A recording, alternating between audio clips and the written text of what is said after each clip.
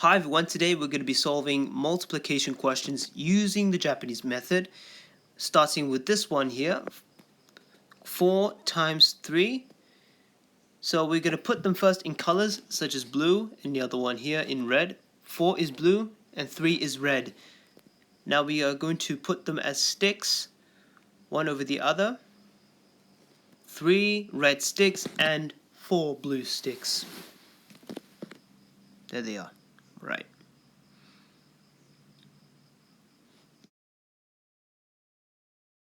So first we are going to draw 3 red sticks. Here they are. And 4 blue sticks.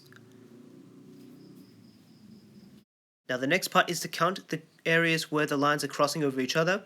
We're going to count now. 1, 2, 3, 4, 5, 6, 7, 8, 9, 10, 11, and 12. So the answer is obviously 12.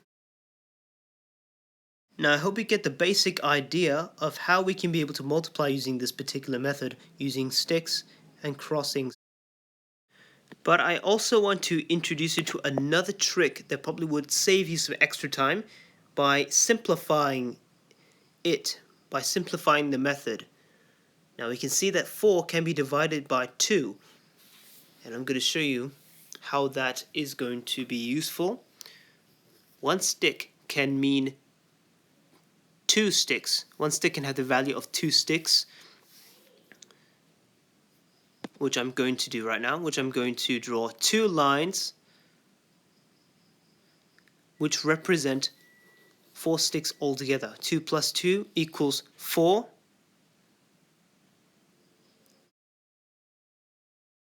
And we'll be drawing 3 red sticks, just as usual for that. And each of these 3 sticks would have a value of 1. So we're going to be using this green dot to indicate the crossings over one line over the other. 1 plus 1 plus 1 equals 3. Okay, now let's just put the dots, and one dot will be the value of 1 times 2, as the value of each blue line is 2, and each value of each red line will be the value of 1. So I'm putting the dots here. 1, 2, 3, 4, 5, and 6. So we have 6 dots. 6 times the dot will mean 6 times 2, which means the answer is going to be 12.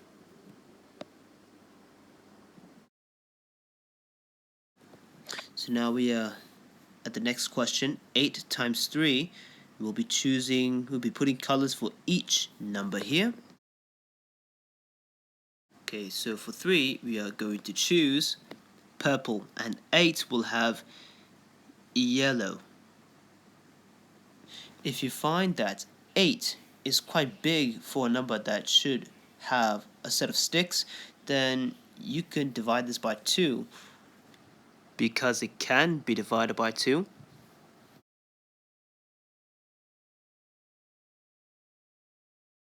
Okay, so we'll divide 8 starting right now. 8 divided by 2 equals 4 sticks. Right, so instead of drawing 8, we'll be drawing 4 sticks. And on the arrow here, 1 stick will represent 2 sticks. Okay, so the purpose of this part here, 1 stick equals 2, is because if you want to draw a yellow line, instead of drawing 8 sticks, we could draw 4 sticks. So therefore, 1 stick will represent 2 sticks as we go to the multiplication method, which I'm about to go right after this. Pretty soon you'll find it. Just wait and see.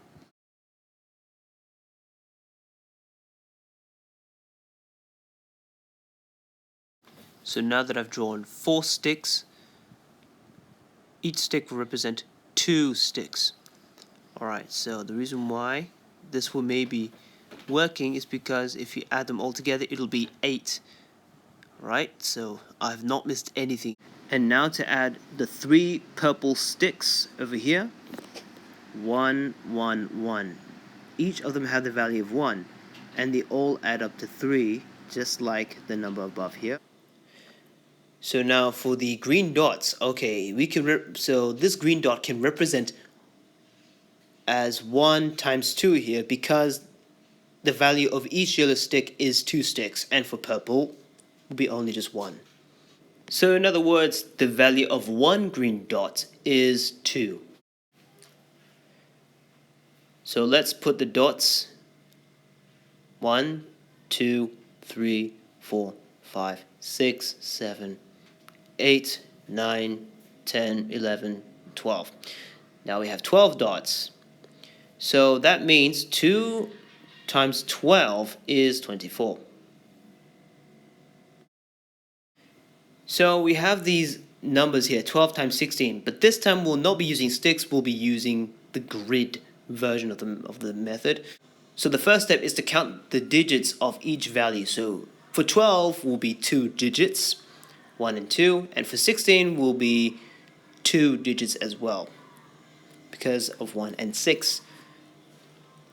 Now let's draw the grid based on the digits we found here, which means a 2 times 2 grid.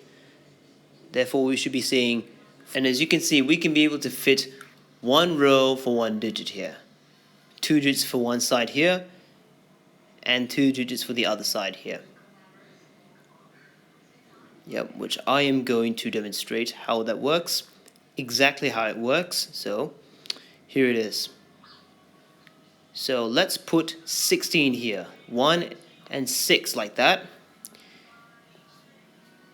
And for 12 will be the same thing, 1 and 2 over there. They have their own rows.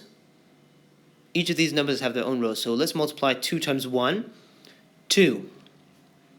For 1 times 1 is 1. 2 times 6 is 12. And 1 times 6 is 6. Okay, so the next part is to separate them in rows so that we can find the answer. So before we get to the end there, I just want to advise you that it's best to be a bit more careful at this step here, because it's easier to get it wrong. So I'm going to start here now.